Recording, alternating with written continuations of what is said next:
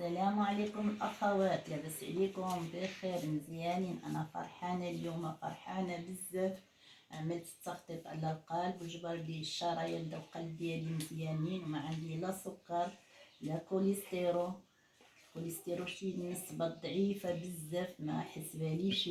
عندي الدهون الثلاثية، ما عرفت كيفاش هي الدهون الثلاثية، بأن قد نحيد ليدا ونحيد الحاجات الدهنيات.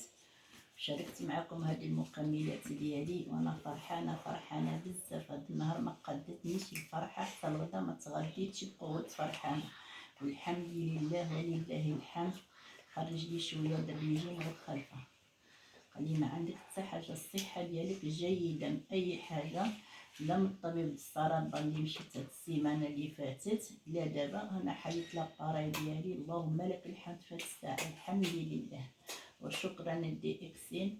الحمد لله يا ربي على هذه النعمه اللي هي خطيها علينا يا ربي يا الحبيب. واللي ما كيعرفش القيمه ديال اكسين باقي ما جرباش. السلام عليكم.